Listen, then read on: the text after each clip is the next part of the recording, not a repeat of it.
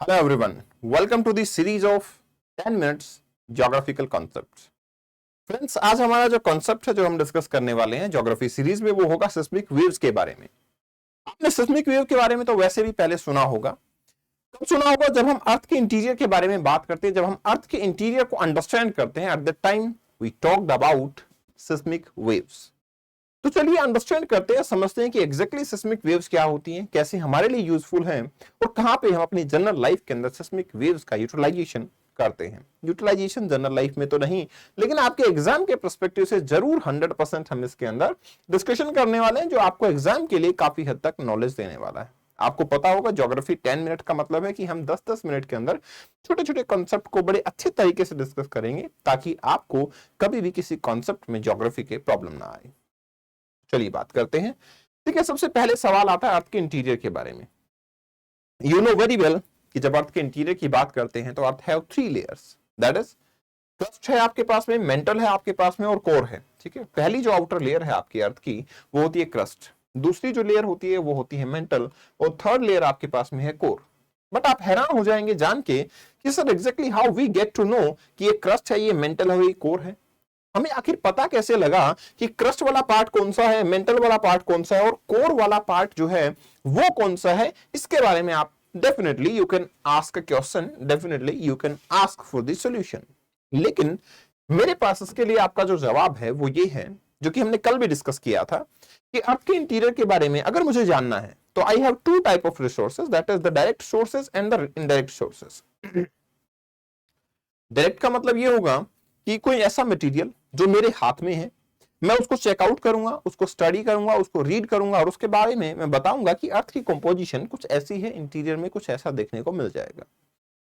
Indirect के अंदर ऐसा होगा कि आपका मटेरियल जो है आपके हाथ में नहीं है, आप किसी चीज को स्टडी करके फिर बता रहे हो कि इनडायरेक्ट सोर्सेज के हिसाब से अर्थ का इंटीरियर जो है ऐसा है।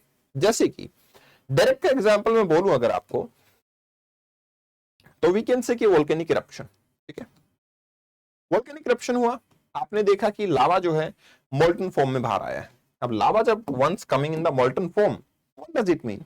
May be I can say कि अर्थ का इंटीरियर क्या है आपका, मोल्टन स्टेज में है। ठीक है, अर्थ का इंटीरियर जो है आपका वो मोल्टन स्टेज में है, दैट आई कैन डेफिनेटली से। अब इसके अलावा इनडायरेक्ट का मतलब क्या होता है? इनडायरेक्ट का मतलब हुआ कि लेट्स से मैं ये देखता हूं कि सर 1 किलोमीटर जाने पे अर्थ के इंटीरियर का टेम्परेचर बढ़ रहा है, तो आई विल से कि जब मैं 6400 किलोमीटर की डेप्थ पे जाऊंगा तो डेफिनेटली टेम्परेचर बढ़ेगा, एंड इस हिसाब से टेम्परेचर इतना बढ़ चुका होगा कि 6000 डिग्री सेल्सियस से ज्यादा टेम्परेचर रहेगा।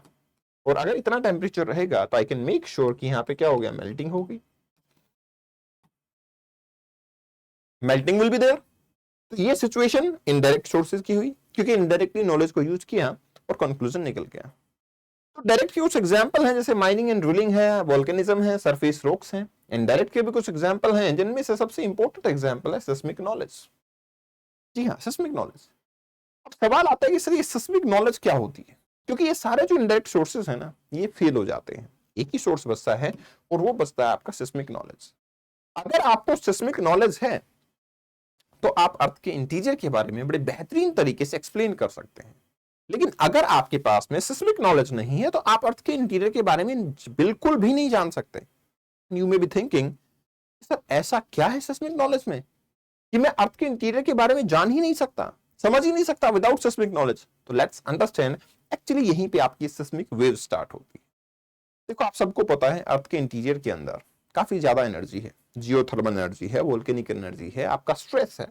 और स्ट्रेस के अंदर मैं ये कहना चाहूंगा, लेट्स से कि 2 प्लेट है, एक दूसरे से इंटरेक्ट कर रही हैं, maybe they are going away from each other, they are coming towards each other, they are just slide passing from each other, whatsoever is happening। लेकिन सवाल ये है कि जब ये लेयर इंटरेक्ट करती हैं तो कोई एक ऐसा पॉइंट होता है जहां से एनर्जी जो है वो रिलीज होती है। ऑब्वियस सी बात है, if you will rub your hand with each other, तो यहां से भी आपको क्या होगा, हीट एनर्जी रिलीज होती है। इन द सिमिलर वे, जब आपकी 2 प्लेट एक दूसरे से रब करती हैं, एनर्जी रिलीज होती है। ये कुछ वैसा ही सिस्टम है जैसा कि आप एक स्टोन लो और एक तालाब में फेंक दो, तो जिस सेंटर पे वो तालाब में स्टोन जाके गिरेगा वहां से सर्कल बनते चले जाएंगे और वो स्प्रेड होते जाएंगे, स्प्रेड होते जाएंगे। दिस इज द सिंपलेस्ट वे। यही आपका वो फोकस पॉइंट होता है जहां से एनर्जी क्या करती है, उन्हीं सर्कल की तरह स्प्रेड होती चली जाएगी। इसलिए अर्थक्वेक जब आता है तो दो पॉइंट बहुत इंपॉर्टेंट होते हैं, फोकस जो कि अर्थ के इंटीरियर में है जहां से एनर्जी ओरिजिनेट हुई है, और फिर फोकस से एनर्जी हर डायरेक्शन में ट्रांसफर होना स्टार्ट होती है। एक्जैक्टली फोकस के परपेंडिकुलर एक पॉइंट होगा जो कि नियर मोस्ट पॉइंट है, जिसपे क्योंकि डिस्टेंस बहुत कम है तो हाईएस्ट एनर्जी रिसीव होती है इसमें। हाईएस्ट एनर्जी मतलब वो एनर्जी जो है वो मैक्सिमम होगी इस प्लेस पे, और उसको एपिसेंटर बोलते हैं। जैसे नेपाल में अर्थक्वेक आया तो बोला गया काठमांडू इज एपिसेंटर, मतलब क्या हुआ, काठमांडू सरफेस पे है और वहां पे आपका क्या हुआ है, एनर्जी मैक्सिमम रिसीव हुई है। और एक चीज बताओ यार, जो मैंने एग्जांपल आपको दिया कि when you will throw a stone into a pond, जब आप एक पत्थर को एक पॉन्ड में फेंकेंगे, एक तालाब में फेंकेंगे, तो वेव्स क्रिएट होती हैं। Actually same kind of waves यहां भी क्रिएट होती हैं, बट फॉर्चुनेट इनफ वो तालाब वाला पार्ट जो है वो हम तो देख पा रहे थे, विजिबल था, हमारे सामने था। लेकिन ये पार्ट क्या होगा, it is something which is happening in the interior. ठीक है, ये ऐसी चीज है जो कि अर्थ के इंटीरियर में चल रही है। That's why we are not capable enough to watch them, but yes waves तो है, एनर्जी तो है। दैट्स व्हाई जो आपकी एनर्जी वेव्स होती हैं जो कि अर्थक्वेक के टाइम पे क्रिएट होती हैं, उन्हीं को हम सिस्मिक वेव्स के नाम से जानते हैं। अब अगर सिस्मिक वेव्स के नाम से इतनी सिंपलेस्ट सिचुएशन है कि यस सिस्मिक वेव्स वो हैं जो कि अर्थक्वेक के टाइम पे डेवलप हुई, तो आप एक चीज बड़ी आसानी से देख पा रहे हो कि सर ये वेव्स तो बॉडी के अंदर भी ट्रेवल कर रही हैं और ये सरफेस पे भी ट्रेवल कर रही हैं। That's why we divide them into two equal parts, one is body waves and another is surface waves. Another is surface wave. So actually seismic waves are divided into two parts. One is body wave and another is surface wave. जो आपकी body wave है उसको भी further divide किया जाता है, किसके basis पे, स्पीड के बेसिस पे, उनके कैरेक्टर के बेसिस पे। एक्चुअली होता यह है कि जो बॉडी वेव्स है ना उसमें दो टाइप की वेव्स होती हैं, एक होती है पी वेव्स जिनको प्राइमरी वेव बोला जाता है, और एक होती है एस वेव जो कि सेकेंडरी वेव कहलाती है, एस वेव्स।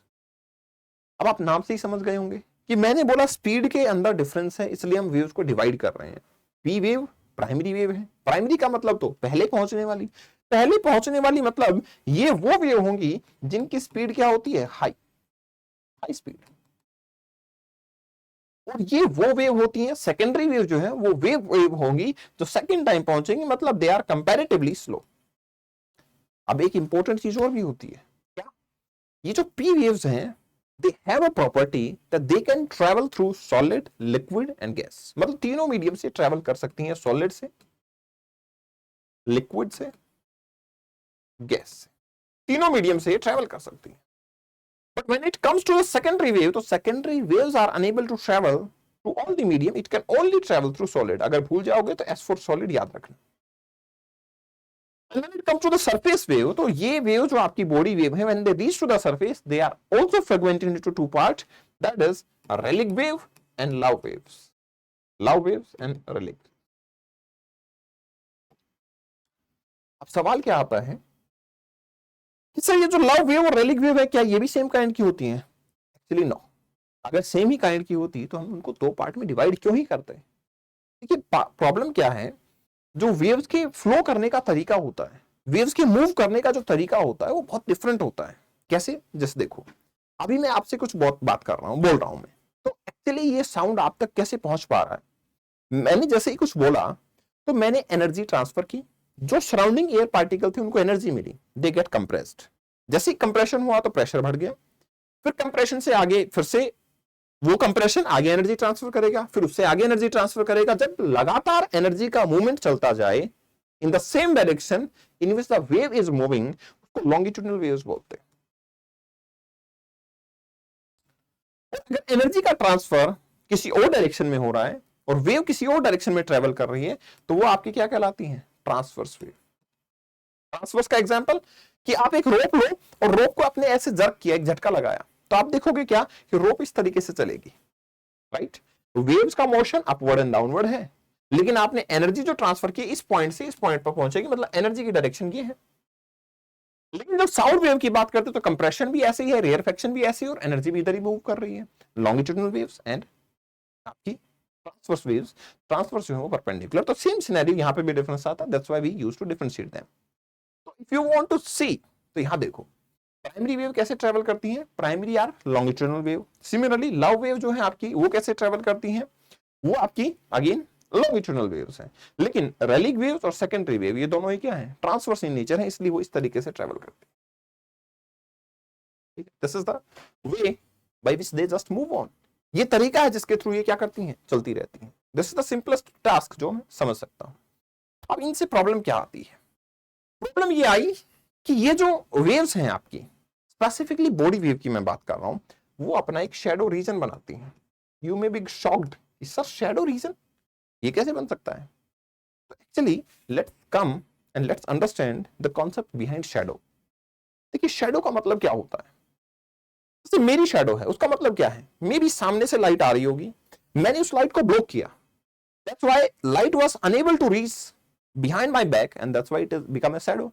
तो सिमिलरली जब आपकी वेव्स ट्रेवल कर रही हैं, लेट्स से कि वेव्स आ रही थी, कुछ ऐसी ऑब्स्टेकल आई जिसको कि वेव क्रॉस नहीं कर सकती, it become a shadow of the wave. और आप ये बताओ सेकेंडरी वेव का मान लो, लेट्स से मैं शैडो रीजन की बात करता हूं, तो आप क्या मानते हो, क्या ऐसा मटेरियल आ सकता है जो कि सेकेंडरी के लिए शैडो का काम करे? ऑब्वियसली अगर कोई लिक्विड आ गया या कोई गैसियस मटेरियल आ गया, तो क्योंकि सेकेंडरी वेव सिर्फ सॉलिड से पास आउट होती है, that's why they will make a shadow over here. Exactly it happens कि सेकेंडरी वेव जो है अपना शैडो रीजन बनाती है और काफी बड़ा होता है। तो ये हमें बताता है कि एट दिस प्लेस में भी कोई लिक्विड आया होगा अर्थ के इंटीरियर में, that's why complete earth is not a solid ball, it is having something liquid inside it. But when it comes to the primary wave, primary waves sir can pass through the solid, can pass through liquid, and can pass through the gases. So how can they make a shadow region? But actually they used to make. Why? Let me show you a diagram. See over here. आपने ये चीजें तो सुनी होंगी, देखी होंगी, महसूस भी की होंगी कि अगर आपका एक्चुअल लोकेशन इस फिश की ये है तो हमें यहां दिखेगी, it is known as reflection. Path directly travel नहीं करना। ऐसे ही अगर आपके पास में एक ग्लास ऑफ वाटर है, ठीक है, इसमें आप पेन को डिप करके रखो, वो पेन क्या नजर आएगा आपका, बेंड हुआ नजर आएगा, स्ट्रेट फॉरवर्ड नजर नहीं आएगा। क्यों? रिफ्रैक्शन।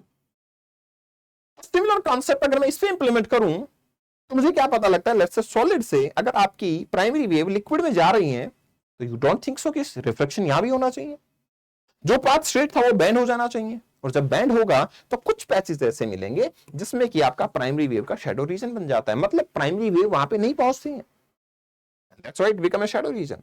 लेकिन हमें क्या स्टडी पता लगती है, स्टडी से हमें यह पता लगता है कि जब प्राइमरी वेव एक डिस्टेंस ट्रेवल कर लेती है तो वापस से इनकी स्पीड बढ़ना स्टार्ट होती है। मतलब प्राइमरी वेव सॉलिड में थी, स्पीड ज्यादा थी, लिक्विड में आई, स्पीड कम हुई, लेकिन एक डिस्टेंस के बाद में प्राइमरी वेव की स्पीड फिर से बढ़ना स्टार्ट होती है। मतलब ये हुआ कि जब वो इनर कोर में पहुंचती है तो inner core is very solid, dense solid, and that's why इस सॉलिड से पास आउट होते हुए इनकी स्पीड वापस से एनहांस होती है, वापस से इंक्रीज होती है। This is the simplest way जिससे हम अंडरस्टैंड कर सकते हैं। That's why what do we have, हमारे पास शैडो रीजन के जोन बनते हैं। सेकेंडरी वेव 103 डिग्री से 103 डिग्री तक उनका शैडो रीजन रहता है। सेकेंडरी वेव का शैडो रीजन कहां से कहां तक है, 103 से 103। अच्छा, कुछ बुक्स 104 लिखती हैं, कुछ बुक 105 लिखती हैं। यूपीएससी आपसे ऐसी ट्रिक नहीं खेलेगा कि 103 है, 4 है या 5 है, जो भी कहे मान लेना, हाँ इसके आसपास इन तीनों डिजिट में से एक होना चाहिए। और प्राइमरी वेव की जब आती है बात, तो 103 से 142 एंड 103 से 142 दोनों साइड पे शैडो रीजन बनता है। तो प्राइमरी वेव के दो शैडो रीजन है लेकिन एरिया स्मॉल है। सेकेंडरी वेव शैडो रीजन तो एक ही है लेकिन एरिया काफी लार्ज है। Actually this is all which is required for seismic waves. तो ये चीजें हैं जो रिक्वायर्ड हैं आपको सिस्मिक वेव्स के बारे में अंडरस्टैंड करने के लिए। कमेंट सेक्शन में बताएं कि और क्या टिपिकल टॉपिक है जो आप अंडरस्टैंड करना चाहते हैं, समझना चाहते हैं। Definitely I will take up that topic. अब जाने से पहले मैं आपको कुछ बताना चाहूंगा, पूछना चाहूंगा कि क्या आप लोगों ने निर्णय कर लिया है यूपीएससी सिविल सर्विसेज एग्जाम की तैयारी करने का? Yes sir, we are done with it. और अगर निर्णय कर लिया है तो मेरे हिसाब से we must try to find out one stop solution. When I was preparing, मेरी सबसे बड़ी गलती ये थी कि आई वाज थिंकिंग ठीक है, मतलब पॉकेट्स में वो मिलती रहेगी, नॉलेज मिलती रहेगी and I will become an IAS. Actually मैं ये सोचा करता था कि आईएएस बनने का मतलब है कि ज्यादा से ज्यादा नॉलेज को गेन करना, I will become IAS. Actually I was wrong. इसलिए क्योंकि मानना ऐसा है, एक्चुअल सिचुएशन ये है कि हमें कुछ चीजें स्पेसिफिकली हमारी नॉलेज में होनी चाहिए, then we will become an IAS. तो इसके लिए super coaching IAS is with you. Nirnay IAS आपका बैच स्टार्ट हो रहा है। बैच में आपको क्या क्या फीचर्स मिल रहे हैं, वो होंगे जीएस के फाउंडेशन की कंप्लीट लाइव क्लासेस, मतलब हर चीज लाइव, जैसे हम डिस्कशन करते हैं उसमें आपके डाउट्स एंटरटेन किए जाएंगे, एवरीथिंग विल बी लाइव। दूसरी इंपॉर्टेंट चीज यहां पे क्या होगी, रिकॉर्डेड क्लासेस मिलेंगी आपको टॉप इंस्टीट्यूशंस की भी। ऐसा है, होता है कई बार कि सर ये वाले सब्जेक्ट तो सब पढ़ लिए, लेकिन कुछ पार्ट ऐसा है जो मुझे लगता है कि उसका भी पढ़ना चाहिए, वो चीजें आपको मिल जाएंगी यहाँ पे। फिर ऐसे और मेंस आंसर राइटिंग प्रैक्टिस वो आपकी एक्सटेंसिवली यहाँ पे होगी। ऑप्शनल सब्जेक्ट की प्रिपरेशन यहाँ पे करवाई जाएगी। इंटरेक्शन जो होगा आपके पास, Ravi Kapoor sir psychological mentor आपके साथ इंटरेक्शन करेंगे। आपको प्रिंटेड स्टडी मटेरियल आपके घर पे पहुंचाया जाएगा। गाइडेंस पर्सनल कोच से मेंटर्स आपके होंगे, 1-to-1 मेंटरशिप आपको यहाँ पे की जाएगी। डाउट सॉल्यूशन होंगे, लेस देन 2 आवर्स के अंदर आपका डाउट जो है वो रिजॉल्व करने की बात यहाँ पे की जाती है। What you need to do, just download the app UPSC 2024, just join it and nothing else, just sit over there and wait for your classes। Classes start होते ही आपकी तैयारी स्टार्ट हो जाती है, और डेफिनेटली ये तैयारी तब तक चलेगी, टीम आपके साथ तब तक रहेगी जब तक आप आईएएस नहीं बन जाते। चलिए फिर मिलते हैं क्लासेस में। All the very best, take care. Kapil Bhardwaj official is the Telegram channel and Kapil Bhardwaj 2022 is my insta ID. तो कोई अगर दिक्कत आती है तो आप मुझसे कांटेक्ट डेफिनेटली कर सकते हैं। Best wishes to all of you, thanks a lot.